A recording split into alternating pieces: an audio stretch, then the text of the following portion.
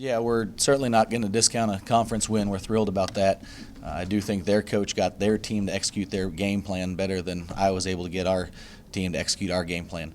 The start of the game, I thought we came out with an edge, and then mentally we checked out for the rest of the half, really. Start of the second half, I thought we did bring it back, have an edge defensively, which I thought was fantastic.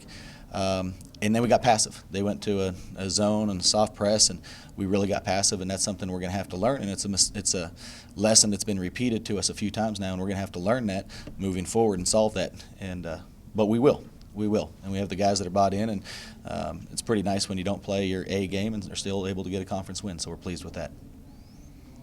Seems like you had a lot of success down low, especially the early part of the second half with those guys.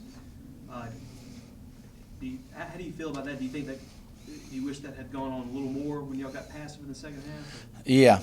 You know, and it's the passes were there, but when you start to get conservative, and you know, I'm not going to make a play unless it's the perfect play or a real easy play. I mean, their defense got more and more aggressive, and we were just passive and casual. And those are two words we got to eliminate from our vocabulary and continue to attack. It doesn't mean you attack with silly plays, but we got to continue to attack and go inside more than we did. Norton finishes with 15 on the night, leads the team. You seem really pleased with them early, especially in the second half on the sidelines. What were you most pleased with about his play tonight? Probably his leadership. I think the guys feed off of him, understand that he's a steadying force out there. I thought defensively, especially that first part of the second half, he was really good. He was pressuring the basketball, he was digging on the post, he was flying around, so I thought that was a spark. But I think his presence out there was certainly a positive throughout. I always want to have him playing aggressive at all times of the game, and then I think the other guys will feed off of him. Got a pretty good game out of Tosin tonight. What did you think about his performance? I thought it was really good. In practice yesterday, he was much better, and we need to just make sure that he understands that we need him to play at a high level, not just be a guy out there and kind of defend a little bit. We need him to offensively, defensively, in transition the whole bit, be a big-time productive player. And so that's the way he was yesterday in practice. That's the way he approached the game today, and so hopefully that's a sign of things to come.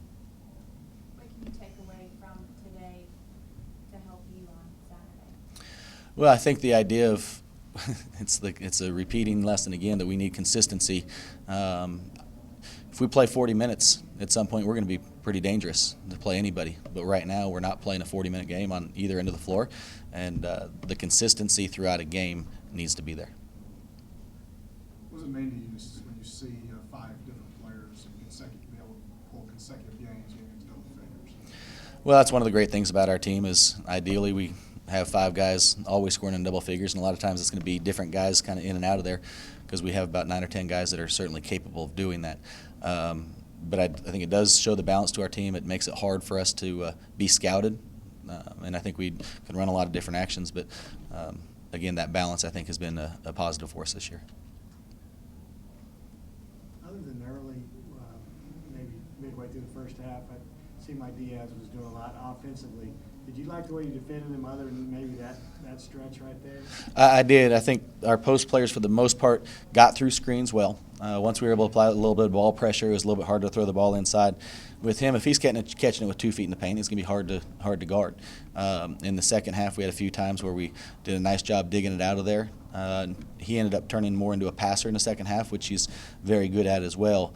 So I think there was a shift in his mindset, but I'd much rather have him passing the ball out of the post as opposed to getting 2 feet in the paint and finishing. You talked about consistency, and you're searching for that. How do you work on that? Do you work on it in practice, running? I mean, what? Well, I think there's a couple ways. I think the biggest thing is just mentally we got to embrace the idea that we got to come out, and if every game does have ebbs and flows, but the ebbs and flows can't be based off of our mindset, and our mindset has to be consistent throughout. And then I told the guys I'm going to do a better job coaching when we have a lead. I'm going to maybe call a more aggressive game plan, make sure the guys are attacking still, and we just can't get passive throughout, especially that second half. And so I'm going to do a better job, and hopefully they'll feed off of that. Just making plays when we needed to, getting stops when we needed to. We weren't able to string together as many stops as we wanted, but when we needed them defensively, we came down and we got the stops we needed. Seems like you guys hit some threes early, but in the second half, when y'all went on your big run, you were really having a lot of success going at them, and they've got the big shot blocker. But Was that the plan, or was that just kind of how the offense was opening up? Yeah, coach wanted us to start attacking inside more and try to get them in foul trouble. We try to get some easy baskets around the rim, and by attacking, we were able to get some of those easy baskets. And Toast and Chris, were able to get some layups. What can you take away from tonight's game as you head into Saturday?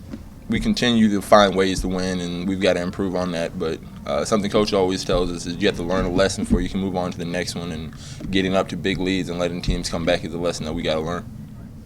Yeah, pretty much just attack early. I mean, he's a shot blocker, and you just got to go into his body. That way he can't block your shot. Just attack him early. What's the biggest thing you guys take away from tonight's game? Playing defense and not letting teams come back, because at the beginning of the game we had like a 12-point lead, and then we let them come back. Just trying to be consistent and keep playing defense and execute. Do you feel like y'all relaxed when you got out to that big lead and that allowed them to come back? Yeah, a little bit, especially after Duck had that putback. I think everybody just kind of like, yeah, we did it, but we just gotta step on their throat harder and just keep going. You guys have played pretty well, and Coach said, I think it was last week, that he's still waiting on you guys to play a full 40 minutes. Do you feel like you've played a full 40 minutes yet, or y'all are still waiting? No, we haven't, because I mean, we let them come back. I mean, playing a full 40 minutes means playing defense like the whole 40 minutes, and today we didn't quite do that. I mean, they had a chance, and at the end it was like it was up by 4. So playing a full game means like just keeping the lead the whole from the first half to the second half.